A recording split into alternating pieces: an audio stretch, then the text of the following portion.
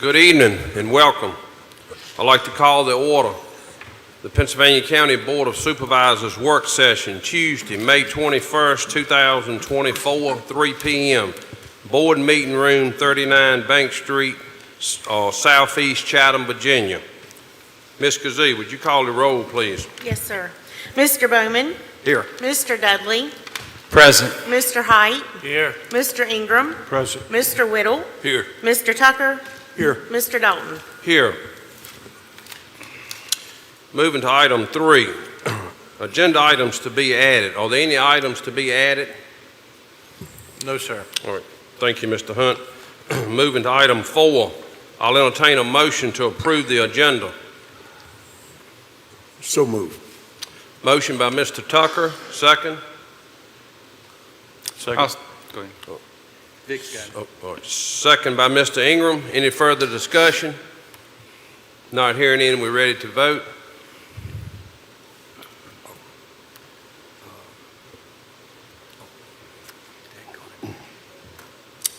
Ms. Kazee, it hadn't come up.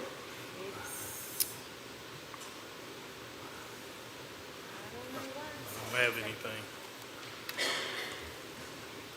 I don't think anyone did.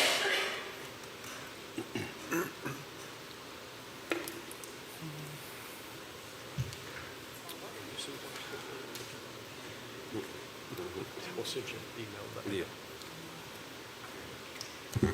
I'll just take it verbally if you don't mind, Okay, Mr. that's Chairman. fine. Mr. Bowman? Yes. Mr. Dudley? Yes. Mr. Height? Yes. Mr. Ingram? Yes. Mr. Whittle? Yes. Mr. Tucker? Yes. Mr. Dalton? Yes. For the citizens' convenience, all work sessions and committee meetings are now being recorded and can be viewed on the county's Facebook as the same as the YouTube located as the Board of Supervisors business meetings. Please remember that the board's work session is designed for internal board and county staff communications, discussion, and work. It is not a question and answer session with the audience. Accordingly, during the work session, no questions or comments from the audience will be entertained. Respectfully, any outburst or disorderly conduct from the audience will not be tolerated and may result in an offending person removal from the work session. As a reminder, all county citizens and other appropriate parties are designated by the board's bylaws are permitted to make comments under the hearing of the citizens section of tonight's business meeting. Moving to item 5, presentations. 5A, the potential board bylaw revisions. We'll refer to Mr. Bowman. Thank you, Mr. Chairman. I'm waiting for this to download on the computer here, so if you'll bear with me just a moment. It's in the spiral thing going on, so.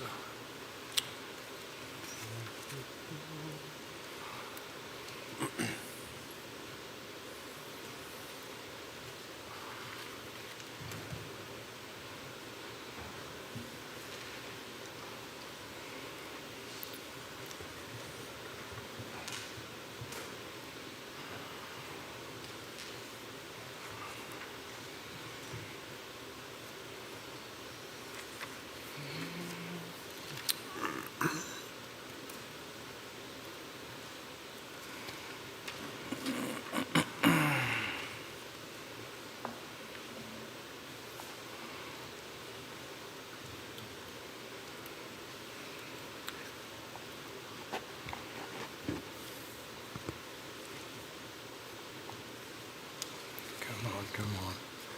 I apologize for this taking a little time here. So, have you all had problems downloading the updated bylaws with the amendments to it? The red lines. Do you all have that? You have it? Okay. Okay. So, there are a couple of things on the bylaws that I wanted to bring to your attention. One of these has to do with the number of people serving on committees assigned by the chairman. Some of those, and we've talked about this before, but some of those committees have upwards of 4 people on them. I'm recommending that these be reduced down to a minimum of 2. supervisors attending those board meetings, a maximum of 2, simply because it is very cumbersome to try to pull in 3 or 4 supervisors because of the Code of Virginia law that says you'll have to have a public meeting announcement. This gives the opportunity to the committees to go out there and work together with whoever they need to work with, collect the information, bring it back to the entire board for a report, and be able to do this without having the, I guess, the public meeting to go out and do those types of meetings, which makes it hard. Those folks have to come back, and if you've got 3, for instance, 3 people on the committee, then they have to bring in the 3rd person and brief that person on what the results were. So I think just for the assignment of 2 people per committee is a good opportunity. And again, these are our bylaws. These are bylaws that we have control of. We can change these at any time. I'm recommending that we try it for a year and see how it works. So that's the first item on there. The second item is on the mileage, and I can't remember exactly where that is located. Somebody help me here. I think it's 350 is on there. Let's see. It was 350 miles, I believe it was. It's 1.6, it's $350 per month. $350 max. It's 67 cents per mile right now. What is it, 1.6? Yeah, section 1.6. Thank you, Vaden. All right, let's go there. Let's see.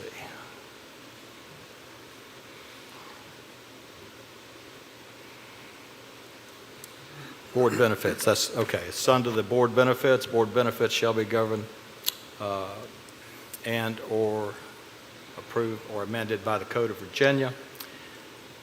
So we're looking at $350 per month for in-county travel. That right there, and I'm not, a big advocate on, increasing or decreasing, but my recommendation to that is to take it out completely. Because the 7 members on this board right here, I think, are trustworthy. They're the folks that do the traveling throughout the county. They're the ones putting mileage on the car. They're the ones buying gas.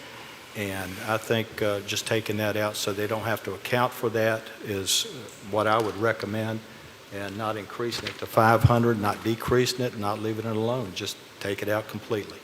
So those are the 2 amendments that I'd like to see with the bylaws, changed in the bylaws. Again, just as a recap, reducing the committees down to a maximum of 2 people per committee, and then removing the $350 monthly allowance for in-county travel.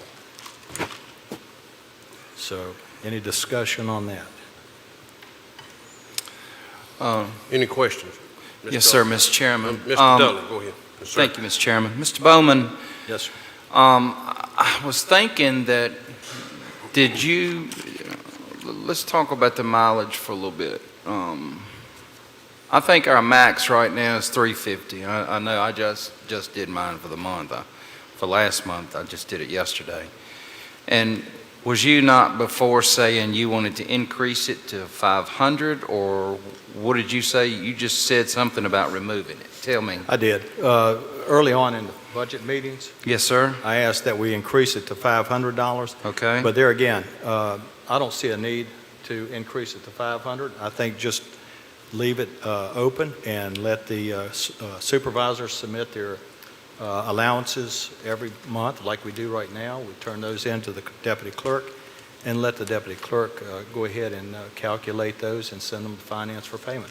I don't think there's anybody sitting at this board that abuses this at all. I don't know why it's in there now, and I would just recommend taking it out altogether. So you're saying it's not $350, it's not $500. We just fill out our mileage report, whatever it is, correct? Is that what That's you're saying? correct. I went to Richmond this past Saturday. I was up there and back. travel from my home of record to Richmond, downtown Richmond, was 160 miles each way, 320 miles. So if you're just doing those, if you have one of those a month where you're out of the area and you're traveling like that, then you're automatically eating up over half of what that 350 is. Yeah. But that doesn't happen every month. It doesn't happen to everybody sitting at this board. So there again, I don't see why we can't just take that out and Mr. Bowman, just to let's see how clarify, it runs. this 350 is just reimbursement for in-county travel. So if you go to Richmond, it doesn't count towards this, and you'll get paid That's at the IRS rate. True, and I see how that's worded on there. But there again, I think it's a little bit cumbersome. I just think we just modify that, and maybe we adjust the wording, just travel, period, and take out the 350.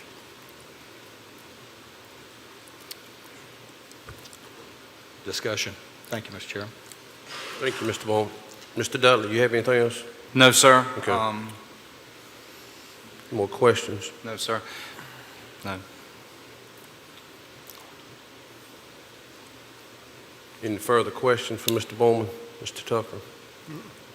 So I'd just like, if that's the case, I'd just like to make a motion that we adopt that particular one of removing 350 a month and reword that, just take out the in-county travel and just call it travel.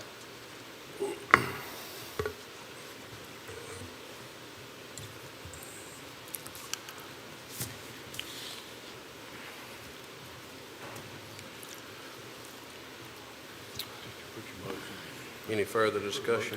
I made the motion. Gentlemen? Yes, I made the motion, so. All right. I'll second.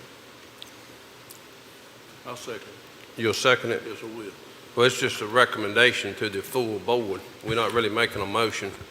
It's a motion and a Yeah, second, then you have it is. discussion, then you vote. You can't change anything tonight. Right. If you go to the last section of our bylaws, and I'm scrolling right now, it says under section 7.1 that you have to give notice of intent of what you're going to change, and you got to do it 10 days prior to the meeting. So this would be, if you vote on this, we would adopt this at the June meeting. June meeting. All right. Thank you, Mr. Hunt. All right, the motion by Mr. Bowman, second by Mr. Whittle. Mr. Chairman, Any further discussion? Yes, sir. Go ahead, Mr. Tucker. just a point of order. Based on what Mr. Hunt is saying, I don't think we should vote tonight. I believe if we're going to consider it, we should put it on the agenda for the June meeting. What, Well, you just need to give notice to your fellow board members.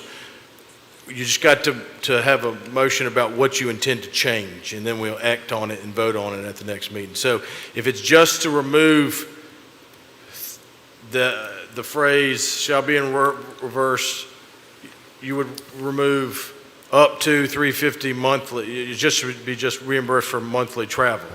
I mean, so you're just taking out that 350 and in county. Okay.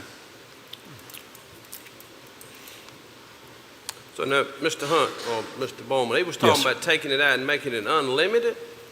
Is that right? Yeah.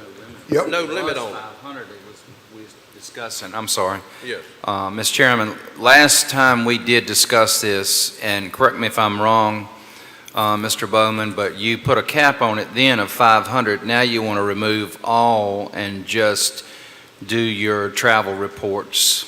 Is that correct? That's correct. Mr. Chairman. Yes, sir. Mr. Tucker.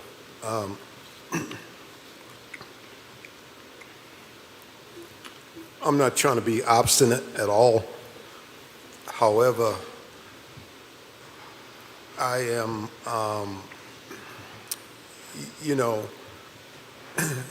my yea is yea and my nay is nay.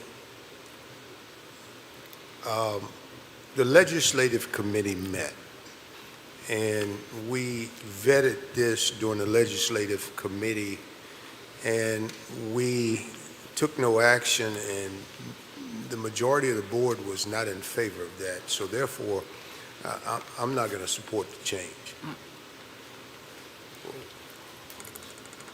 Thank you, Mr. Tucker. Any further discussion? Go ahead, Mr. Dudley.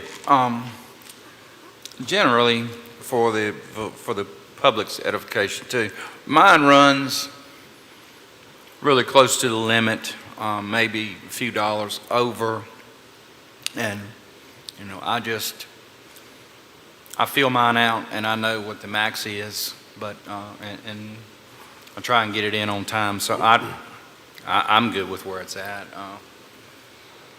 Yeah. Thank you, Mr. Dudley. Yes, sir. Thank you. Any further on it? I would comment, as Mr. Dudley said, I mean, I'm fine with where it is. Yep. I mean, I turn mine in monthly. A lot of the stuff I go to, I don't even write it down. I just go on to it and don't even worry about it. I think I made the comment earlier when we talked about it. I knew this job wasn't about the money. It's about doing something positive and helping these citizens. Yep. Only way I would really vote to increase anything, if we took that money and put it into a separate account and give it to some charity group to help somebody that really needed it. As a board member myself, I don't need no more money from the county. I mean, I voted the last month for not to raise the tax, and if I voted to increase this anymore, I'd be going against what I voted against to start with. I mean, I'm not going to support anything. Like I said, the increased money, if we give it to somebody that needed it, I'd be in favor of it. But, I mean, we all run for the same reason, I think, to serve our constituents in our districts. We knew pretty much what it paid. It's not about the pay, so I'm good with everything the way it is. Mr. Dalton. Yes, sir. One last comment, and to each his own, but in terms of, the charity, when we sign up to be politicians, we're supposed to be public servants. And since I've been on the board, I've not filled out the first reimbursement form. So what I do, where I travel, and what have you, that is part of my giving back to the county, the place that I love, that I call home. So therefore, I'm kind of like Mr. Dalton. If it was going to benefit some type of charity, I could see that. But again, I've stated my position. Thank you. Thank you, Mr. Tucker. Any further discussion, gentlemen?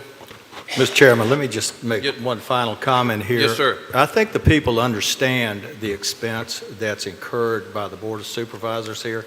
It doesn't have anything to do with making a living up here as this position. We're all getting a basic stipend here, but wear and tear, mileage on your vehicle, running to different meetings up and down the roads here, I don't think they have a problem with that. That's something that I've heard from my citizens in my district here, and I'll be very honest with you, since the last meeting we had on the bylaws, not one citizen has called and said, I object to that. I think that's wrong. So whatever your principles are fine. I'm just saying this is the bylaws, it's our bylaws, we can make those adjustments as we need to. I commend you if you don't want to draw any money, absolutely. That's your prerogative, but I'm just saying this is something I think we ought to consider. So. Thank you, Mr. Bowman. No further discussion, gentlemen? We ready to vote?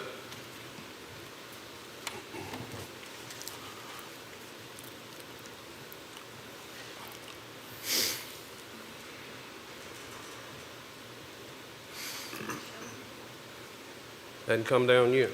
Yeah. Not me.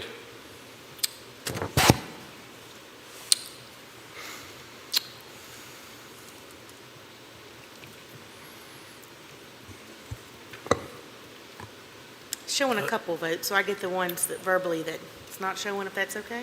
So I want to be clear. We're voting to put this on the agenda for next month for a formal vote. Just the mileage thing, is that correct? Yes. Yes. Yes. Just the mileage. Yeah. Yes, sir. This is a vote to put it on June's agenda. We'll make sure. Okay.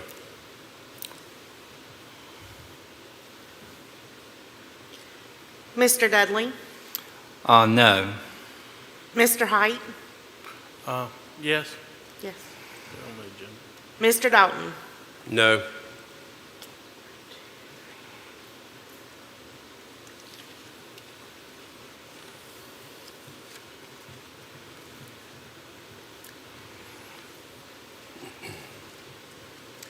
it is not showing, but it did not pass. It passed 3 to 4. 3 to 4 Read the names, and please. fail. You like me to read it? Read the names, yes. Yes. That'd be fine. You can read it. Mr. Dalton, no. Mr. Tucker, no. Mr. Bowman, yes. Mr. Dudley, no. Mr. Height, yes. Mr. Ingram, no. And Mr. Whittle, yes.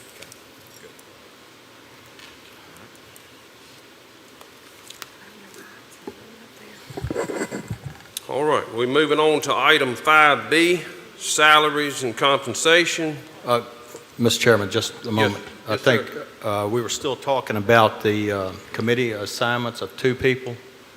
Was that not on the bylaws also? I think that's what Eddie was asking. Mr. Yeah, that's why. I Mr. need Hunt? Clarification. Well, The- I thought we were just talking about the mileage. If you Mileage. want to talk about the committees, you can have Separate another them. motion and second and discussion and vote. Okay. Go ahead, Mr. Bowman. That's That's fine. I'm sorry, what's the number, Vaden? It is, hold on, I'm scrolling through. On the committees, you would be looking at section, I believe it is, hold on. You'd be under 4. You'd have to tell the board which of these you want to change to make the committees only 2 members. This is not the one.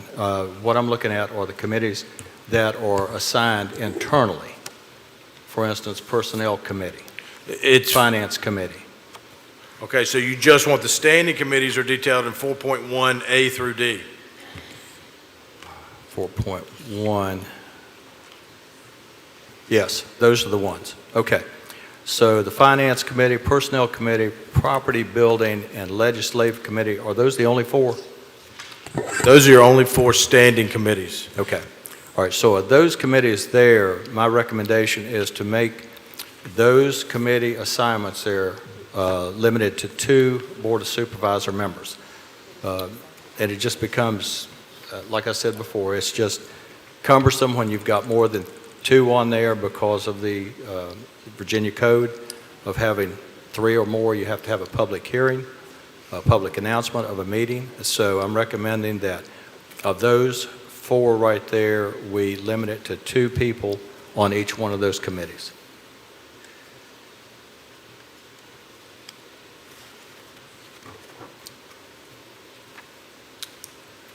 All right. That was a motion by Mr. Bowman.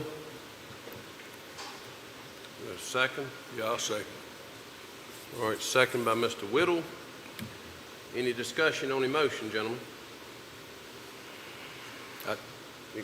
May I? Yes, sir. Go ahead. So during the budget meeting, for instance, my first exposure to this and some of the others, we had 3 people on the Finance Committee. Of those meetings there were some that met routinely, some that did not meet at all with that Finance Committee. And therefore, they may have been briefed after meetings were done, but it also becomes an issue when some of the information, it may, not intentionally, but it may not be presented or shared like it was during a regular meeting. This way, it takes that out of play, and it actually gives those 2 people that are on the board the opportunity to interact, ask questions, come back to the full board, make their presentation without any problems. So that's what I'm recommending, is that we just reduce it from 3 to 2. Again, these are our bylaws. These can be changed at any time, and I'm recommending that that change take place just so we can see how it works for a year. As I've tried to look through the bylaws, and you correct me if I'm wrong, Baden, I don't see where it specifies a number on these standing committees. It doesn't, the issue's going to be if you only have 2, and you're right, you'd never have a committee meeting potentially that would be open to the public. You wouldn't have to provide an agenda. You wouldn't have to provide minutes. You wouldn't have to videotape it. You wouldn't have to provide the ability for the citizens to attend these meetings, because if it's only two, it wouldn't be a meeting. So for instance, finance, we have finance meetings constantly during the budget process. And I believe, and correct me if I'm wrong, Kim, we have 4 people on the finance committee. That's correct. So all these budget workshops and finance committee meetings, I guess you could create those to be the full board would meet, but that would essentially neuter that committee. Mr. Chairman. Yes, sir. I think moving this from, for instance, finance, and like I say, during the budget process, we met basically every week, kept the other 2 up to date of what was going on. I think if we cut it back to 2, this is my thoughts. You know, we as a board should be as transparent as we possibly can. And if the public has a question, how it is now, if we have an open finance meeting with the board, then the public can come. But I think it takes transparency out if we go down to 2 versus the 4. And I do understand, you know, it takes out, you know, advertising, announcing to the public we're going to have that meeting. But at the same time, I think the public, we should keep them open on what is going on any committee. So I would prefer 3 to 4 on a committee, especially finance. That's very, I think we just need to be clear with the public and let them know everything that's going on. So, thank you, Mr. Chairman. Yes, sir. Thank you, Mr. Dudley. Mr. Tucker, yes, sir. Mr. Chairman, thank you, sir. I'm going to kind of hitchhike on Mr. Dudley's coattails. I was chairman of the Finance Committee, and, I don't see where this board needs to reinvent the wheel, because after every meeting we had on the Finance Committee, I had Ms. Vanderhyde to send out an email to keep everyone on the Finance Committee apprised of exactly what was going on, what took place in the meeting, the results of the meeting, all of the communication in the meeting.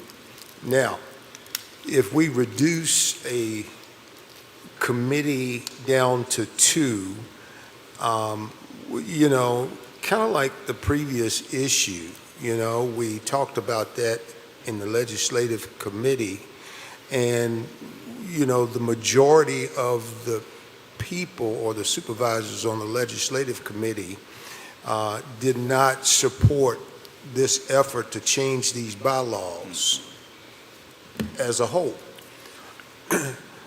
Now we have this back in front of us again. So I don't think that the public would view this board in terms of being totally transparent, and we should never give any sense of impropriety. If we go down to 2 members, let's say the 2 members do not agree, who's the tiebreaker? Okay, so again, I apologize.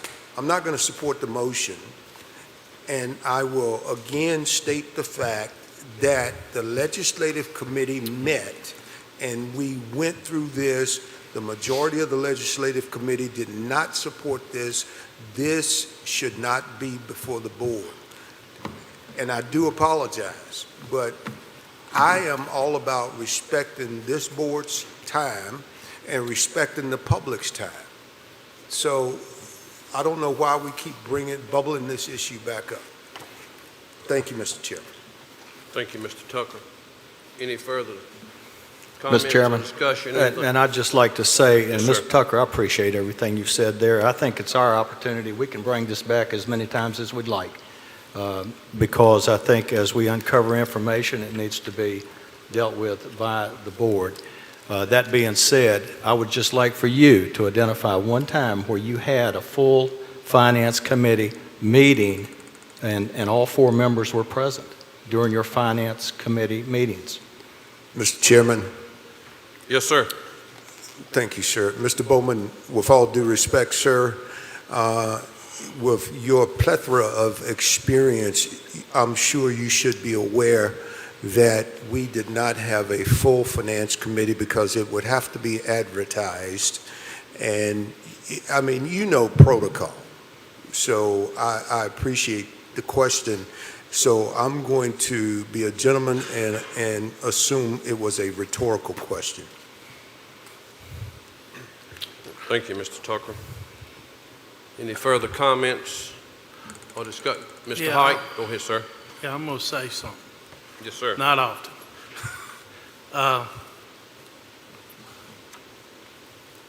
We're talking about transparency. And I was on the Finance Committee. And the only meeting I came to, or could come to, was a couple we had in here before our regular meetings. All the meetings that the Finance Committee had, we were informed afterwards of what was done. But Mr. Whittle and myself were on the Finance Committee, but we never met with department heads. We never were involved in those discussions. And so if you go half, I mean, a committee is not going to make a decision. They're going to bring it back to the board. We as a board make decisions. I mean, if we're going to be totally honest, we want transparent in those budget meetings. So, I mean, we need to listen to what we're saying, guys. If we want to be honest, we were not. And I think what Mr. Bowman is trying to do is saying, look, if that's how we need to do it to meet, to me, it's fine. I mean, because if we've got 3 or 4 on the committee and we've got to have a meeting, but, well, let's just 2 of us meet because we don't have time to have a called meeting. I mean, that concerns me a little bit as I'm listening to the discussion.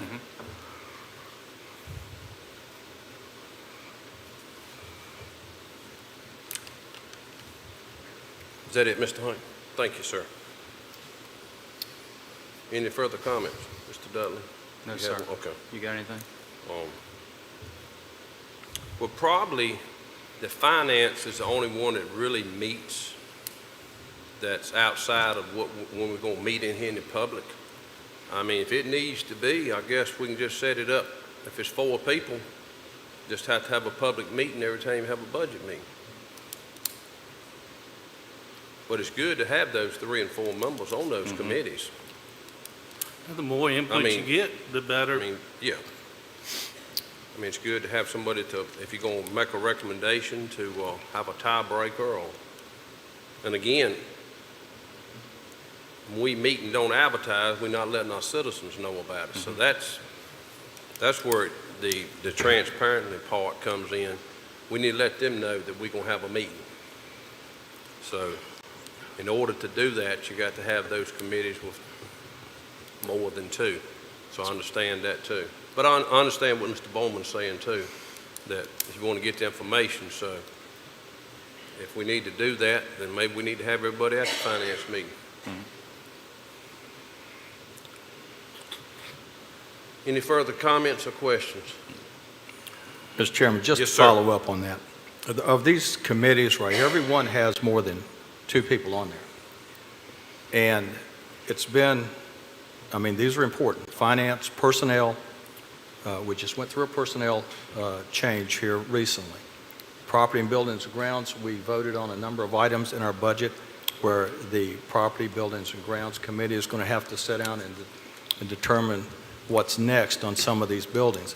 Our Legislative Committee, we're in it now. There's 3 people on that. It doesn't hurt to reduce it down to 2 people, because what's the difference in you and I going to McDonald's, sitting down and having a cup of coffee as 2 people and talking about this at McDonald's over a cup of coffee? Is that transparency there? You know, and you're using that word, and I think this helps to build, you know, that working relationship among our board members here versus keeping 1 out or 2 out simply because we have to have a public hearing. So all I'm saying is this is kind of an opportunity to ease through these meetings with 2 people and then bring it back to the full board. Nothing's going to happen until it comes back to the full board. And I doubt there's going to be a tiebreaker, as was mentioned, with 3 people or 4 people in one of these committees. There's not going to be that tiebreaker, because then when you bring it back to the board's going to make the ultimate decision on how they want to move forward with any of these items.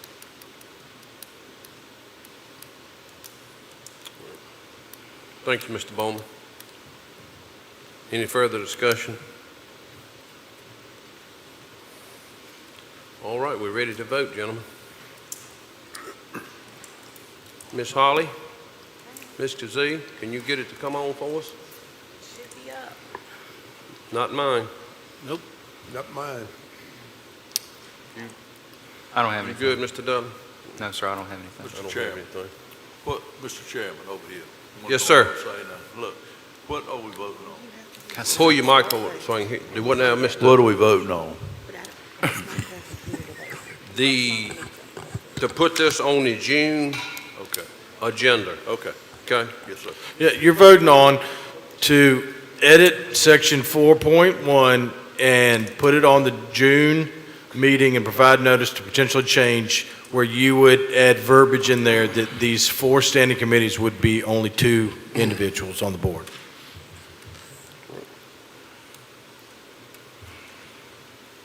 Is it still not showing Mr. Dalton? Okay. You can do it verbally. Okay. Be fine. George, come down, Mr. Ingram. No, sir. Mr. Bowman? Yes. Mr. Dudley? No. Mr. Height? Yes.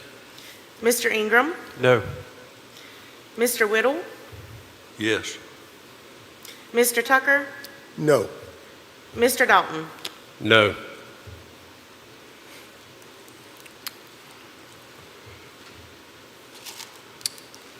Motion It failed. failed, denied. Okay.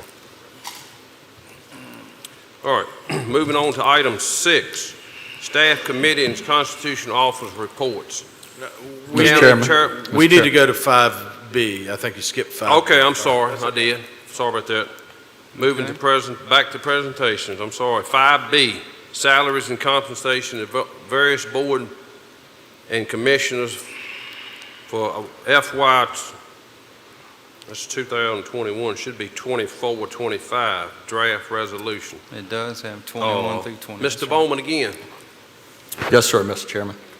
This is salaries compensations for the boards and commissions, and what this is a resolution. And of course, this would be added to the, why is the screen popped up? Well, we vote right now. I have a screen that's up. It just popped up. it's a Let's just vote on it and move on. Okay. I've actually already set it to the next one, so I think it's a connection problem. It's not going from here to there. Okay. All right, I think I can talk over this.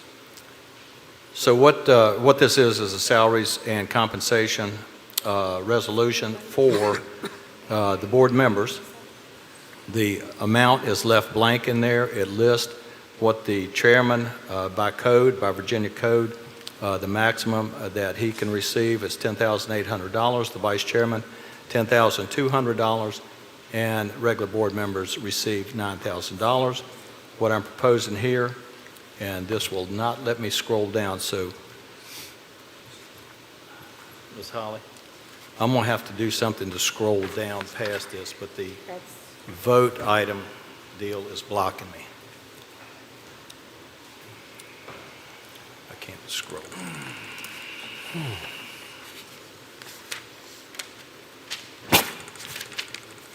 I didn't vote because, Is this the cost?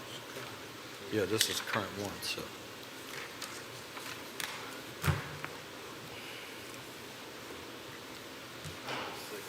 Okay, this is good. Just hold it right there then. Okay, good. All right. So, hold on a second. Did you get it, Mr. Bowman? Yes. Mr. Bowman, Yes. did you Yes. clear it? I'm sorry. Your screen, were you able to get that off your screen? We got it off. Okay. We got it off. We okay? good? Yep. Okay. I was going to say, just Are y'all vote how okay? you voted previously.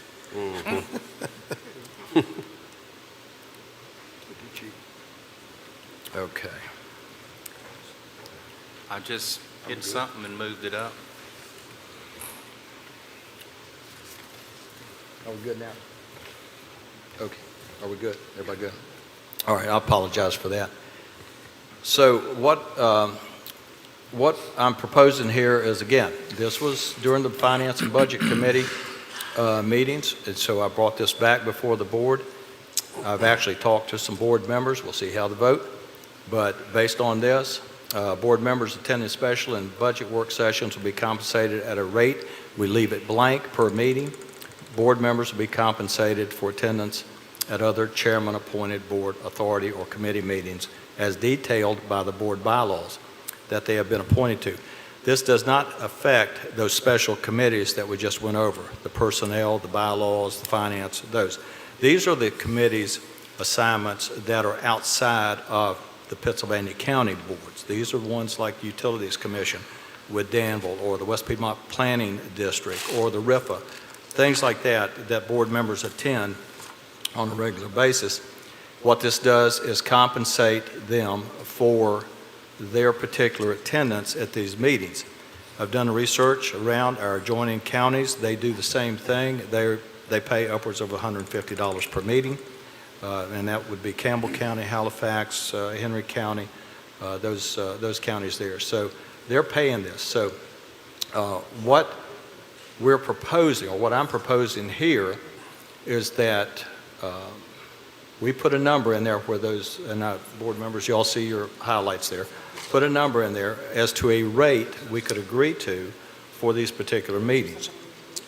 These will be accounted for on your monthly sheet. It'll be turned into the deputy clerk. The deputy clerk will then consolidate them, turn them into the county administrator for verification, who will then pass them off to finance.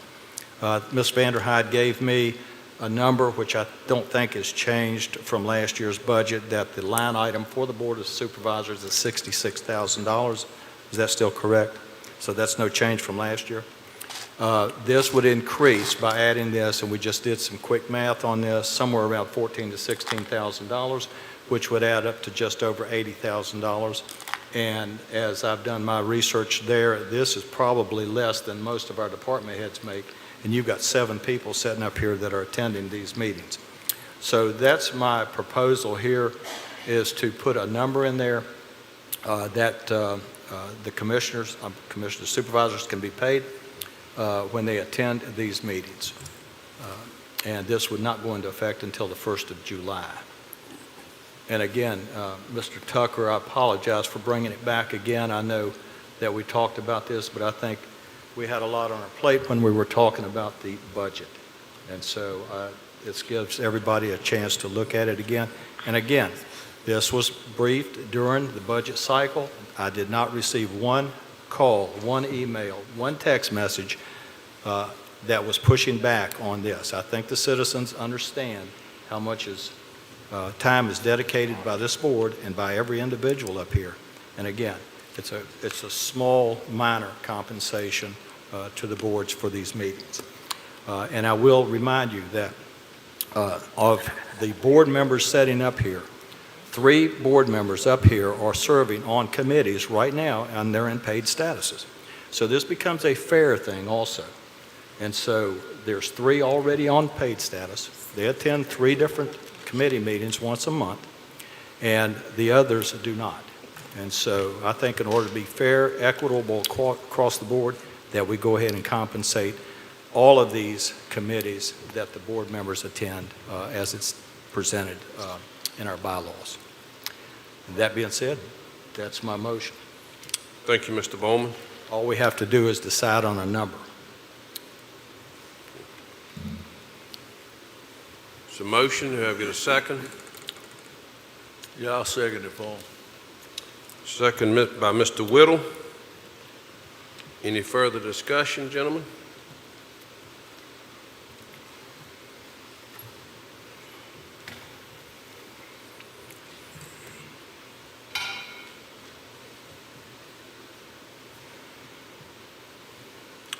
Not hearing any, we ready to vote? Well, Mr. Chairman, Yes, sir. you're going to have to, before you vote, you're going to have to fill in that blank. Two, the payment for the other meetings is blank. And then also read number 5. It says you get a payment of $125 per day plus mileage, hotel expenses, and meal expenses for any meeting lasting more than 3 hours and out of the county as defined as 90-mile radius of the courthouse in Chatham, Virginia. So before you vote, there needs to be some discussion about if you're going to add a dollar amount in number 2 of this resolution.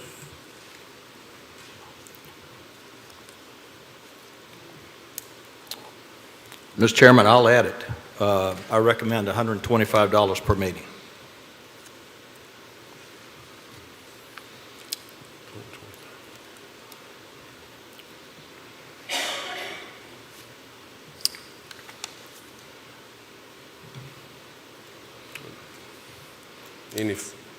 Any comments or discussion on that?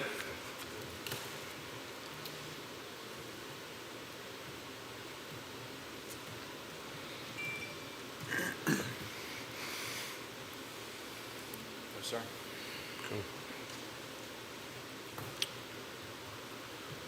All right, we don't have any more discussion. Can we vote now, Mr. Hunt? Only thing we had was a amount by Mr. Bowman. So are you voting for the 125 per meeting for 2 or? I'm sorry, say that again. If you have a motion and a second, you've had discussion, Mr. Bowman has proffered $125 per meeting under number 2. Is that what the board desires to vote on? That's my motion. Yes. Okay. All right. We ready to vote then? Here we go. Come down. Cool. Did you get anything, Eddie? Did yours come through? Got Mr. Tucker. I got mine, so Yeah, I got mine. That's right. mine worked. I'm still looking for mine. I've got a couple that's not showing. I'm good. I had one that time. Let's see. Mr. Ingram? I've already voted. It's not showing. Yeah, no. Mr. Height? No, Mr. Tucker? No.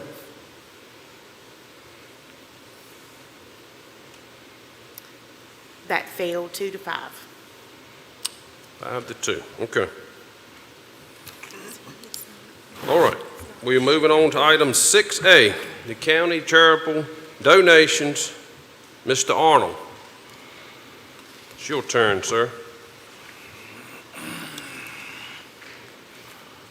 Afternoon, Dave. Good afternoon, gentlemen, Yes, sir. Mr. Chairman, How Mr. you Vice doing, Chairman, sir? and members of the board. Thank you, sir. Let me make sure my little clicker here is working. First of all, I'm getting this device to work. I do want to apologize for the technical difficulties we are having on It's the fine. voting end. I think there might be some, network connectivity issues going on. Even with my cell phone, it's a little sluggish. But anyways, thank you all for your patience on that. All right, now I think we're ready to cook with gas. There we go. So, as the title of this agenda item indicates, just like to really discuss with you all openly possible opportunities to improve the process that we have in place regarding how the county receives and prioritizes charitable donation requests from local organizations. So right now, the process is pretty much a letter, email, something, a written request from a local organization, and we're going to touch on what a local organization typically means in this context here in a minute. But we receive a written request from that organization. They send it to staff, and staff then review the request and then determine, whether or not this request is going to be, considered for funding with the upcoming fiscal year's budget.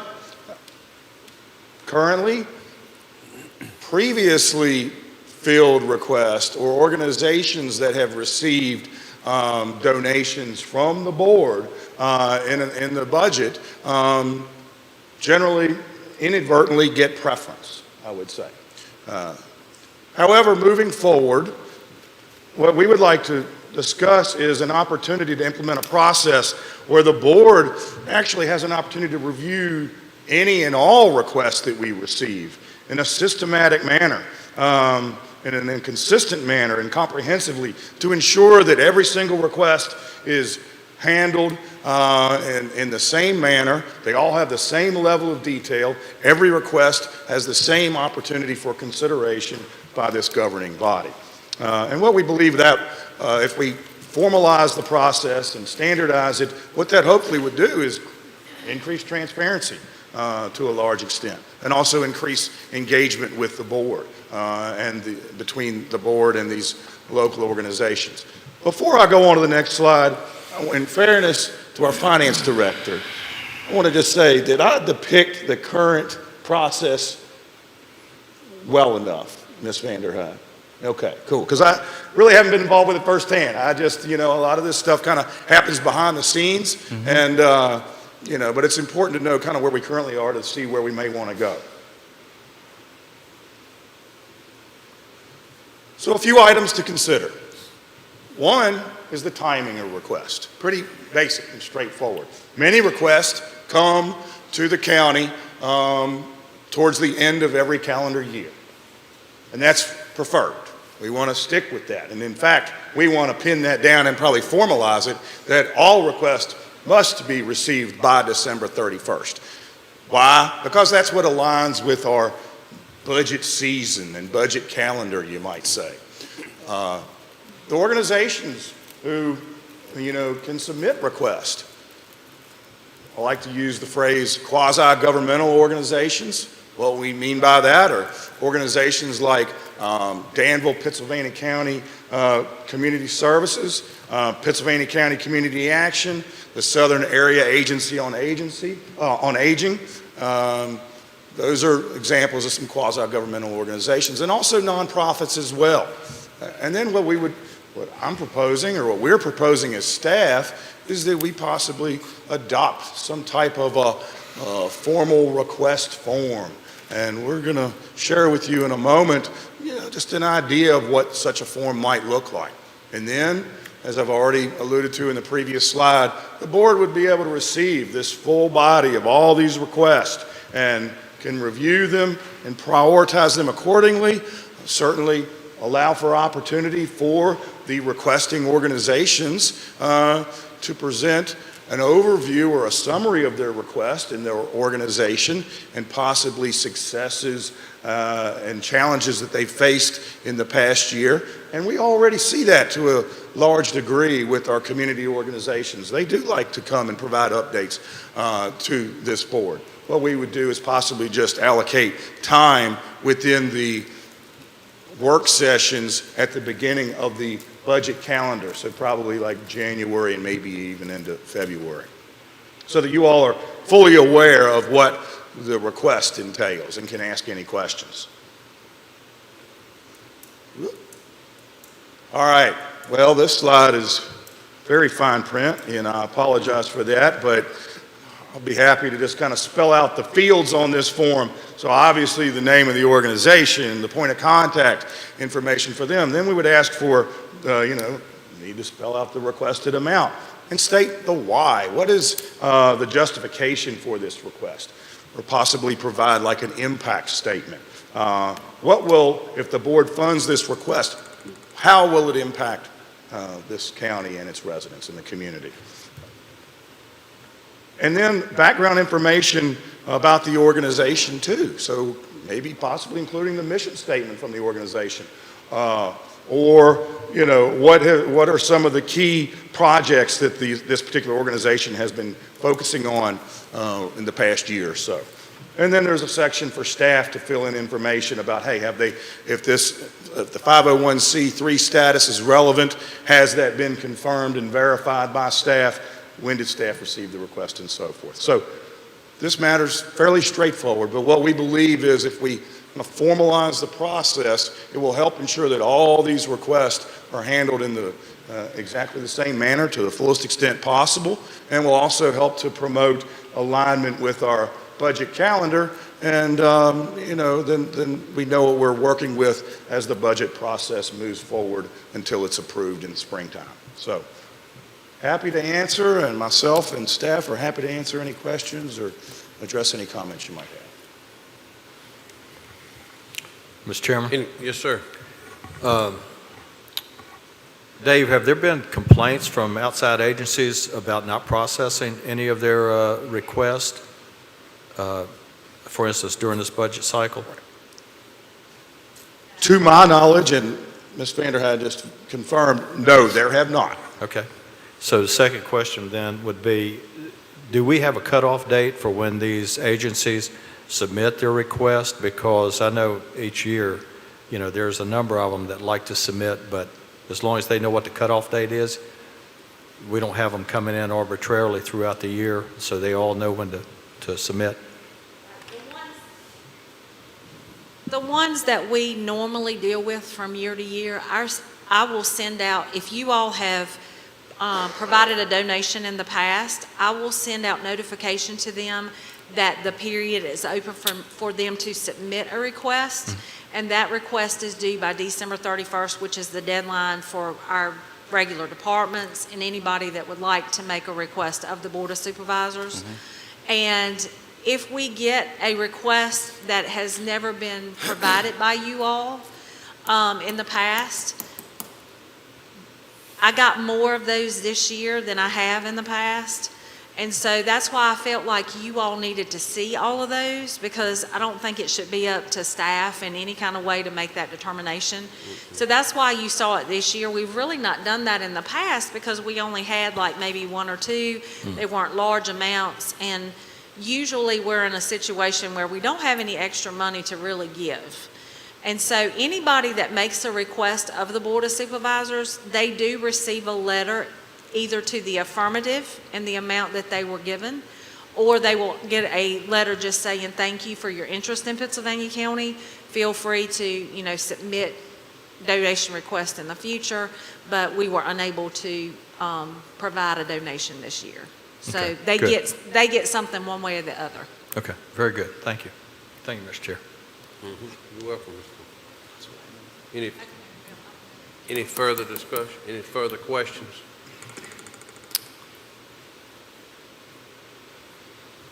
I don't have anything. Nope. Thank you, Mr. Chairman. All right. Thank you, Mr. Arnold.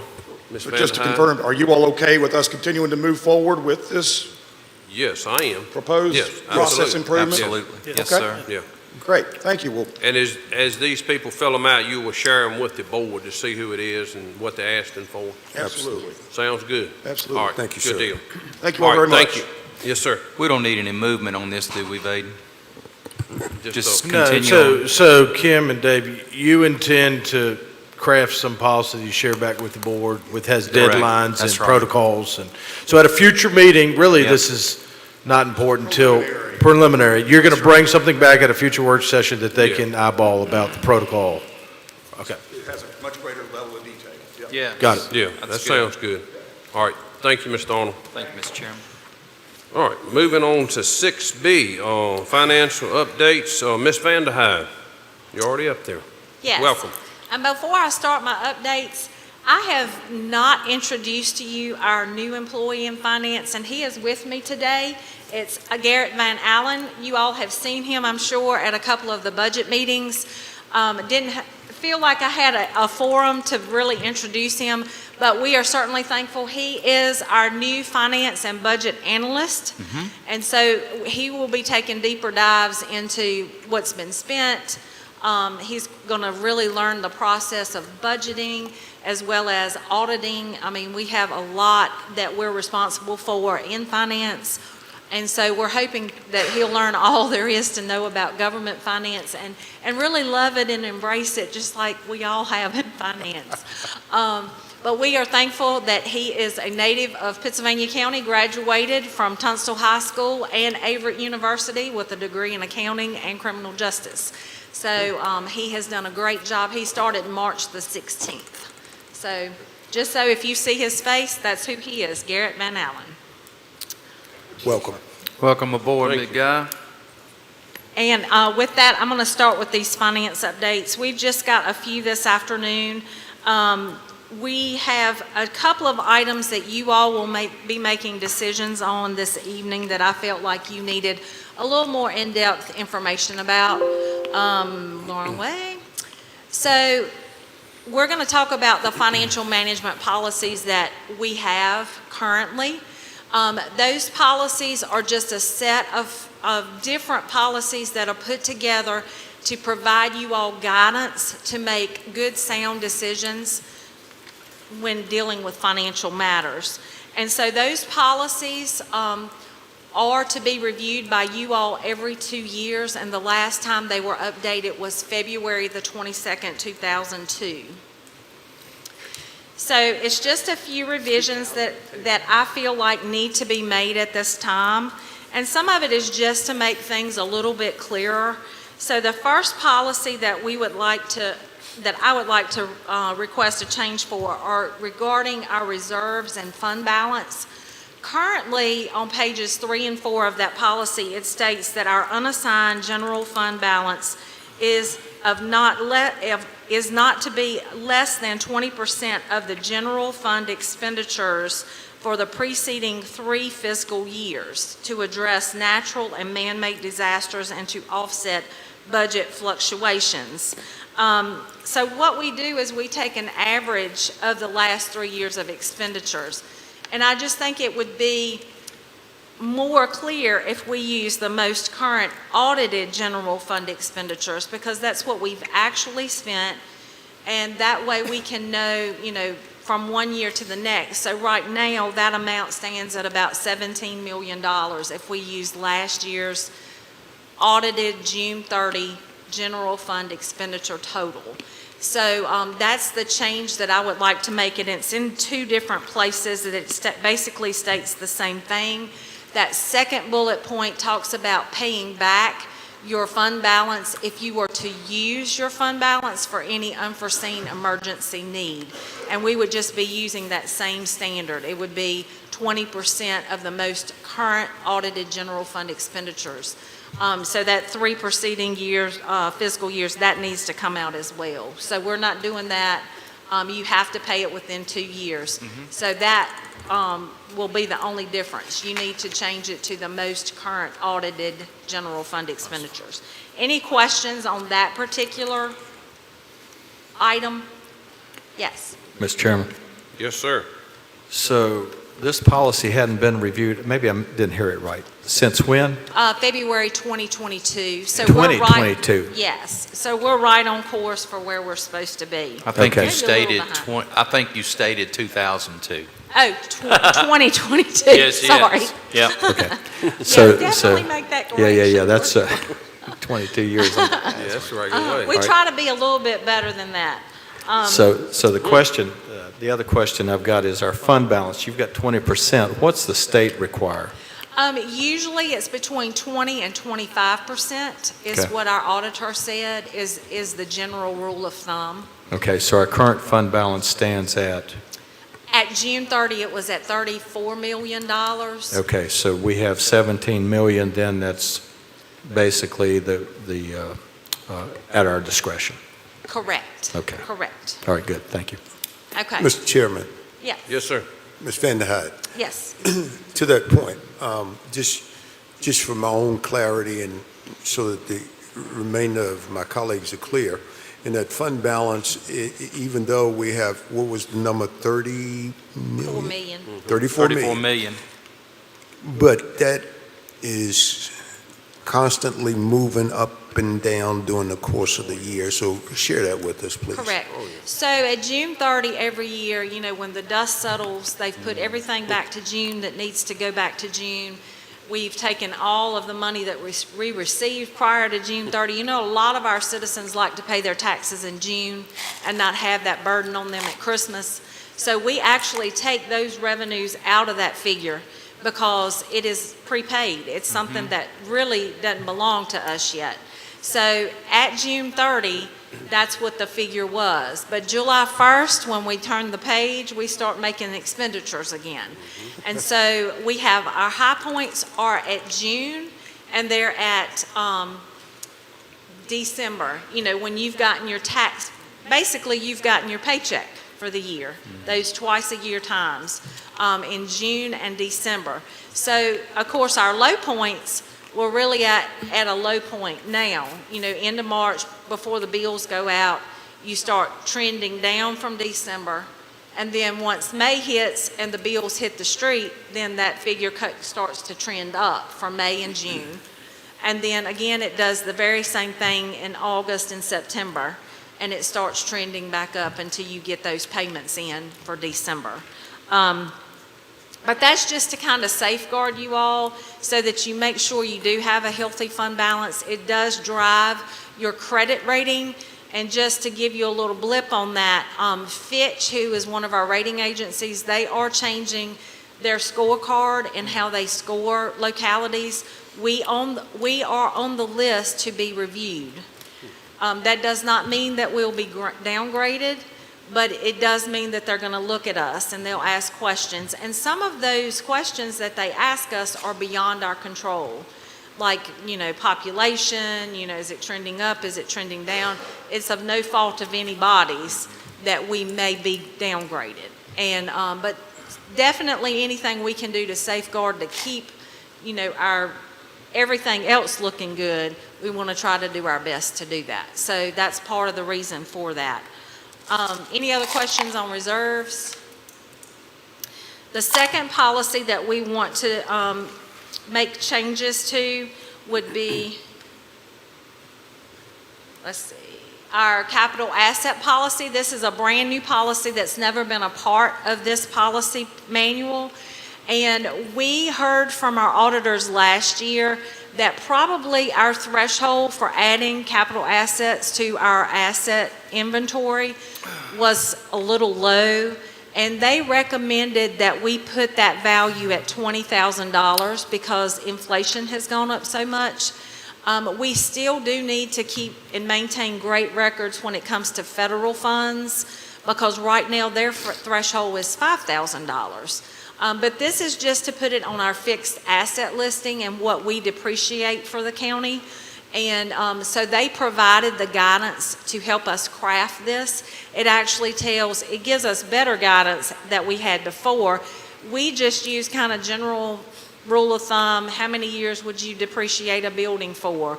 How many years would you appreciate equipment for? And in this policy, it tells us what we should use and how we should follow that. And so we are asking that you all approve this, and in that policy it states that it will go back retroactive to July 1 of this year, just so we have a full year and it's not convoluted, and we can get started this year on that. Any questions about our capital asset policy?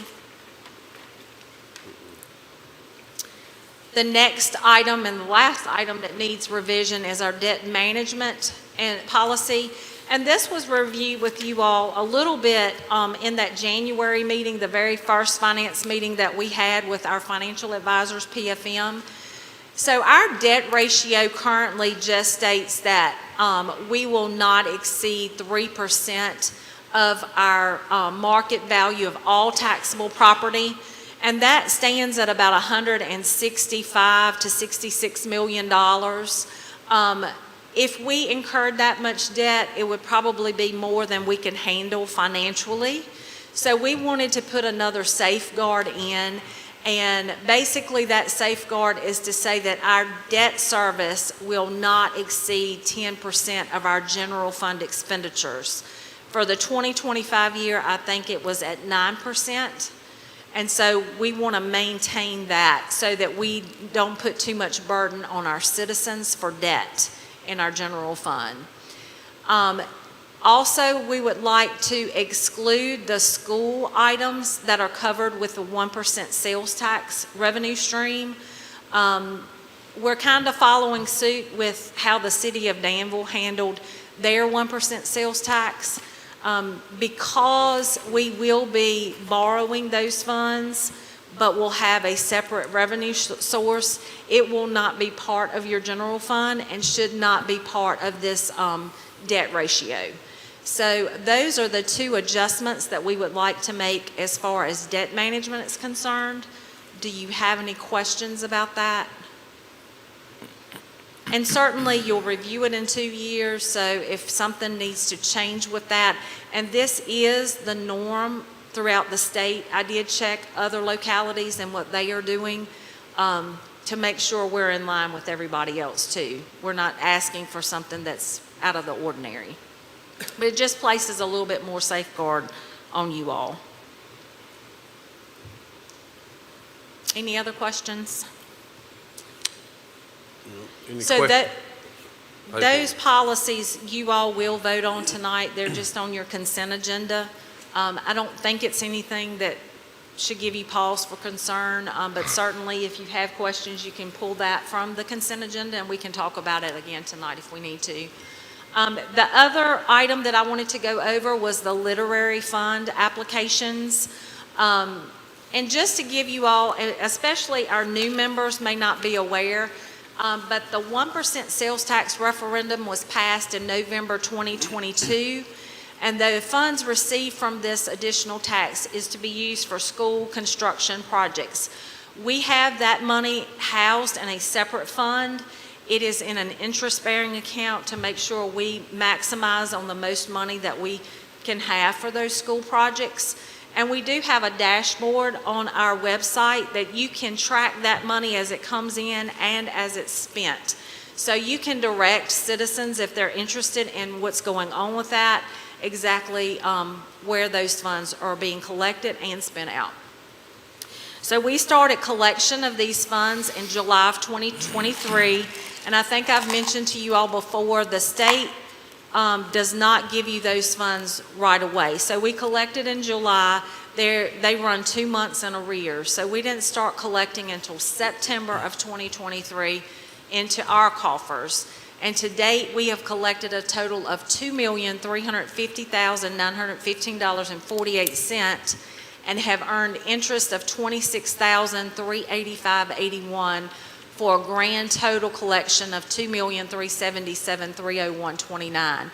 Of that amount, we have spent a total of $1,004,600 on engineering expenses for various school projects. That includes anything from HVACs to school classroom construction items and that kind of thing. So the process and how we got started and found out about the literary fund, back in March, we had a conversation with PFM to determine what we were going to do as far as borrowing funds for our school projects. It was actually like the last week of March. And she told us that the Department of Education had opened up the application process. There were more literary funds that the state wanted to provide to localities, and so they opened up the application process just the week prior, March the 21st, with the deadline of May 23rd if we would like to submit some applications to do some of these projects.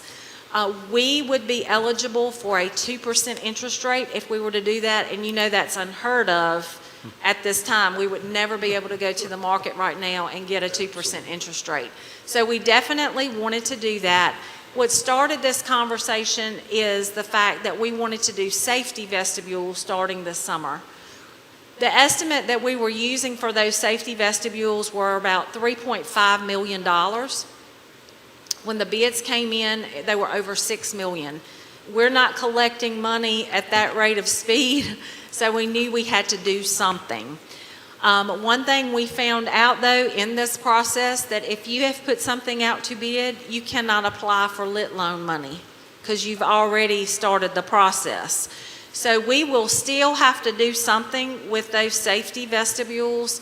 So I will be talking to bond counsel in the next couple of days after we issue these applications to craft us a reimbursement resolution for those safety vestibules so that we can pay ourselves back, because we will have to do a separate funding for those once we know if we've been approved for these applications. So the process was that the school board had to pass a resolution, which they did at their May 14th meeting, authorizing the school board to apply for the literary loans. Well, they can't do that by themselves since we are the ones that are collecting those funds. We have to do it in conjunction with each other. So their resolution had to pass first, and then tonight you all will be holding a public hearing so that you can hear citizen input to determine if we're going to authorize the county schools to apply for literary funds from the Commonwealth of Virginia.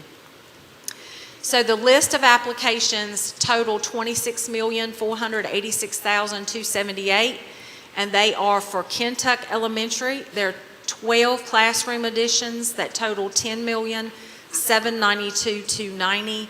Southside Elementary, that's to replace HVAC system and windows at a total of $9,388,584. And Union Hall Elementary is also to replace HVAC system and windows at $6,305,404.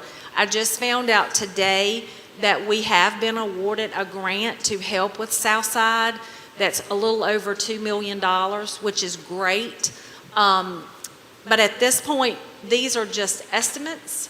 So we will be applying for these full amounts. And of course, once we know what the true amounts are, that's what DOE would actually award us. So it would be wonderful if we can get this money and get it for the 2% amount. So with that, do you have any questions about the literary loan? Is that Ms. Van der Heide, is that a fixed rate? It's not variable, is it? No, it's fixed, 2% Okay. for the duration. For the duration of the loan, okay. Yep, and so the duration of the loan will mirror how we're collecting those funds. So right now, we're at like 19 years, 18 years. The clock is ticking down. We hope they'll eliminate that, but as of right now, that's what we're under. That's the statute that we're under. So, but just know there will be another borrowing, and if we are denied any of these, then those will have to be part of the next borrowing that we make. How much tax money we bringing in will pay this debt? Will it pay it all?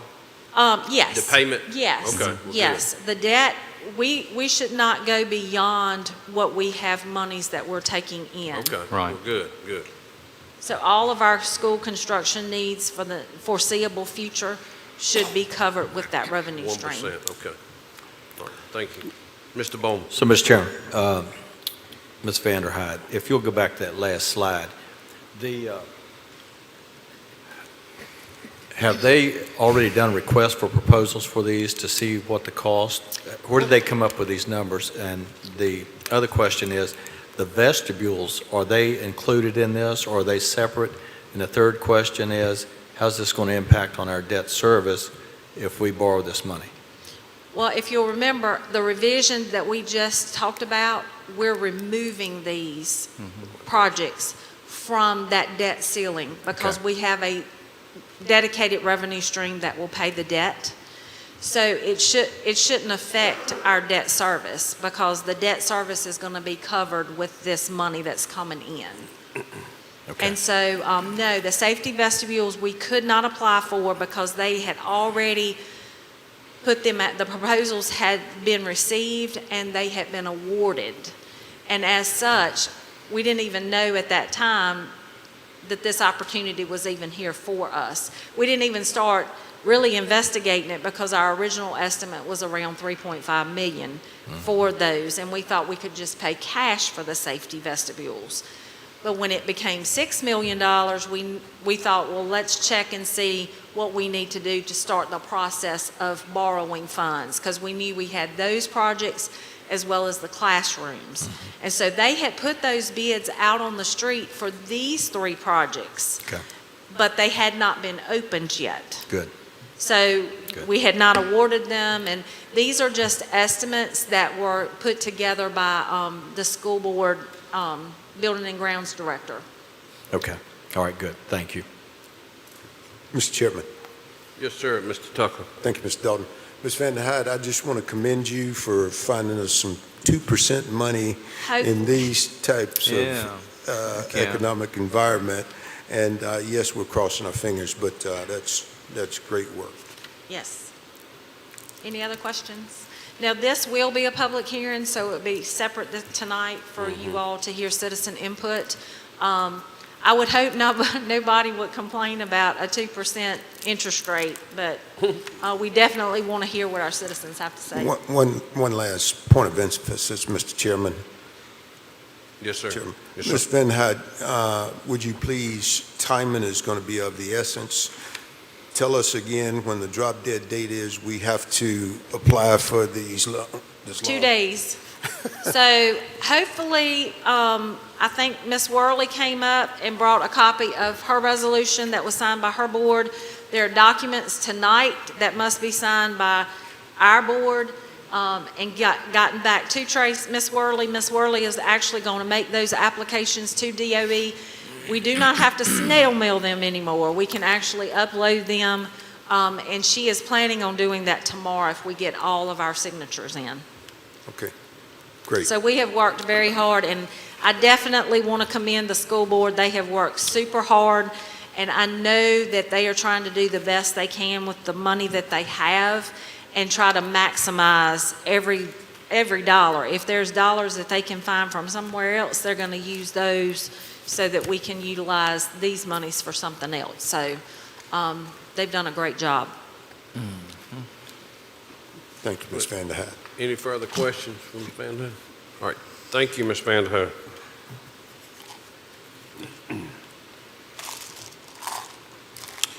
All right. Moving to item C, EEMS drug box requirements.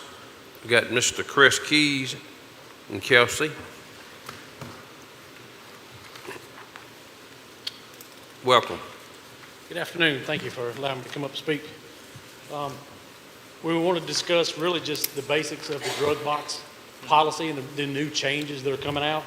On January 23rd of this year, Western Virginia EMS Council informed the EMS agencies that the regional drug box exchange program would be affected due to the new regulation. And that new regulation is the Drug Supply Chain Security Act by the FDA.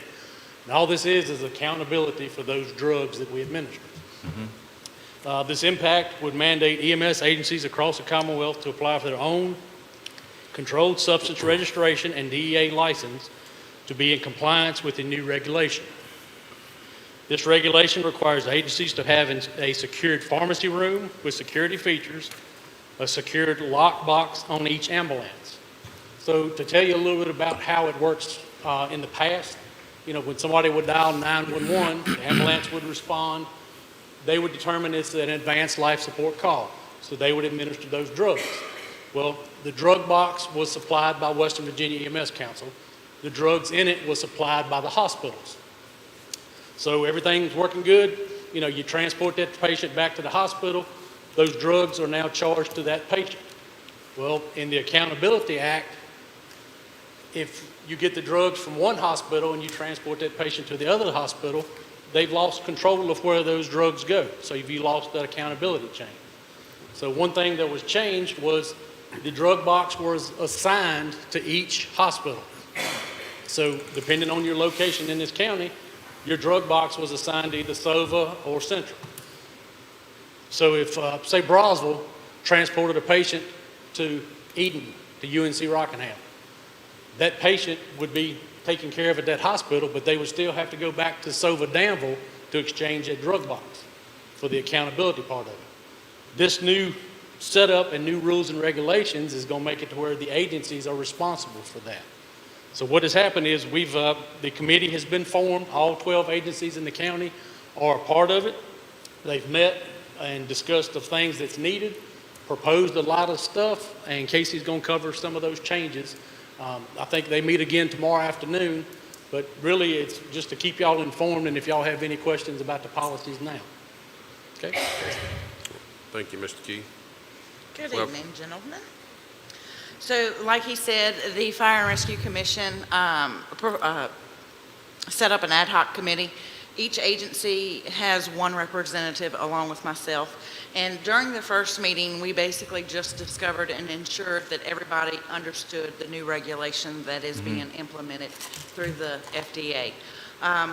Again, we will meet tomorrow just to see where everybody is because each agency has to apply for a Board of Pharmacy controlled substance registration.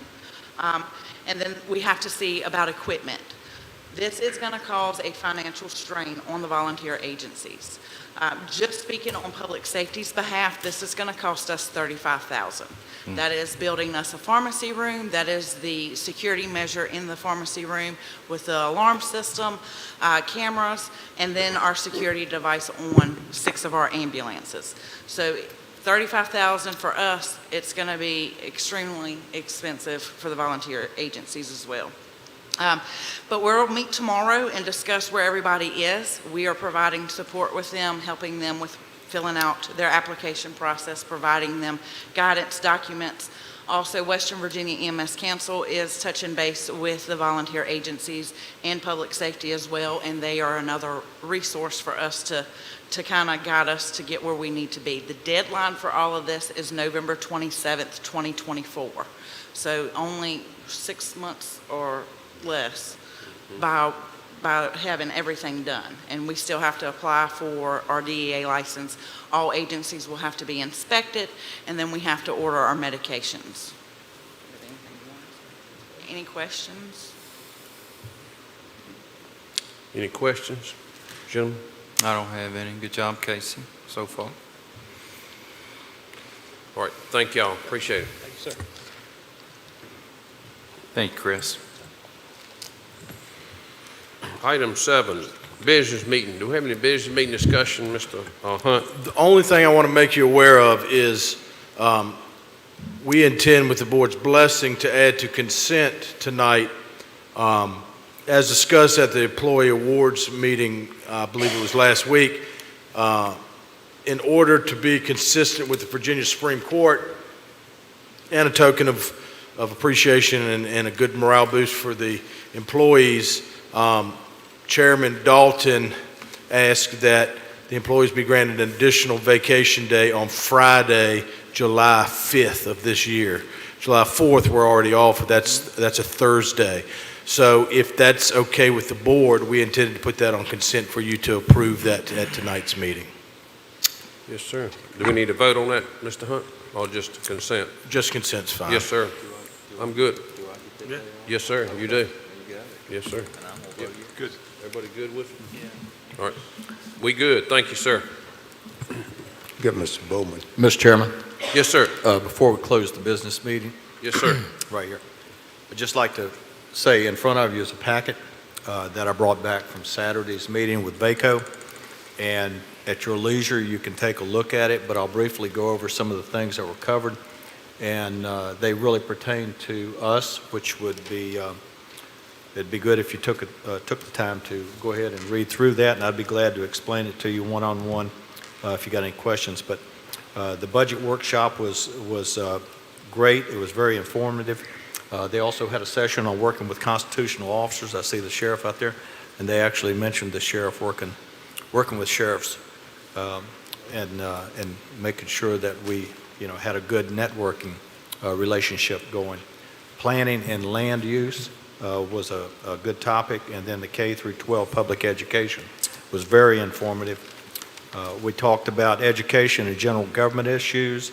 We talked about finance and election and health and human resources, agriculture, rural affairs and transportation issues, community, economic, workforce development, and environmental, energy and land use, and then communications, which was held off to the end, between supervisors and how to improve communications between supervisors. So I would ask you to take that information that I've given you there, that I brought back, and read through that. And again, if you have any questions, please let me know.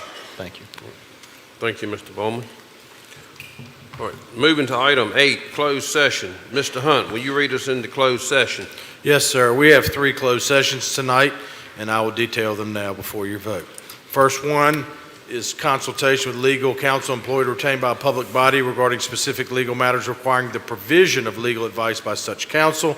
Legal authority, Virginia Code Section 2.23711A8. Subject matter, employment matter regarding former sheriff's employee. Purpose, consultation with legal counsel / legal advice and discussion regarding the same. The second closed session is a general economic development update. It's discussion concerning prospective business or industry or the expansion of existing business or industry where no previous announcement has been made of the businesses or industry's interest in locating or expanding its facilities in the community. Legal authority, Virginia Code Section 2.23711A5. Subject matter, unannounced prospective business / industries. Purpose, general economic development projects update / discussion on the same.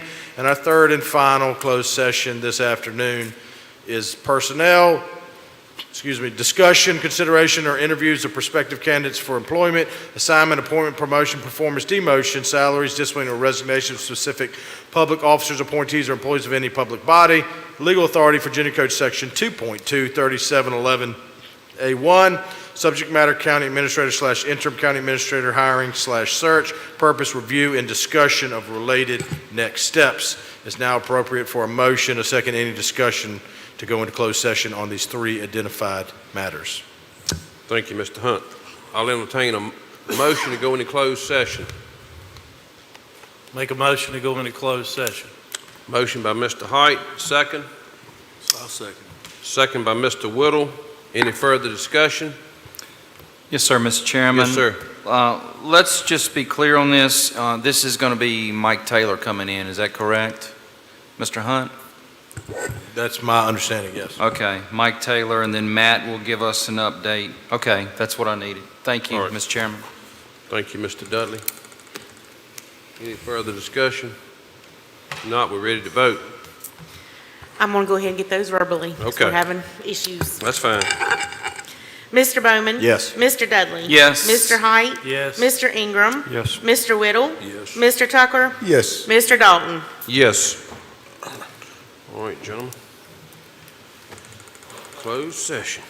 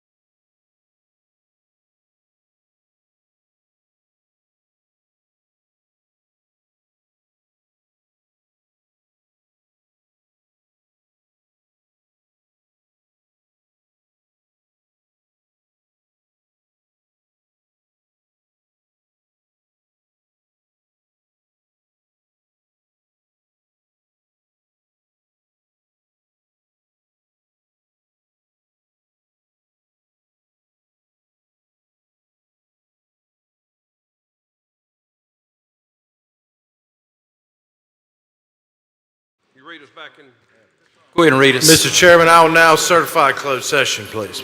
Yes, sir. Be it resolved that at the Pittsylvania County Board of Supervisors work session on May 21st, 2024, the board hereby certifies by recorded vote that to the best of each board member's knowledge, only public business matters lawfully exempted from the open meeting requirements of the Virginia Freedom of Information Act and identified in the motion authorizing the closed meeting were heard, discussed, or considered in the closed meeting. If any board member believes that there was a departure from the requirements of the act, he shall so state prior to the vote indicating the substance of the departure. The statement shall be recorded in the board's minutes. I will now do a roll call vote. Mr. Bowman? Yes. Mr. Dudley? Yes. Mr. Height? Yes. Mr. Ingram? Yes. Mr. Whittle? Yes. Mr. Tucker? Yes. Mr. Dalton? Yes. It's now appropriate to adjourn the meeting, Mr. Dalton. Thank you, Mr. Hunt.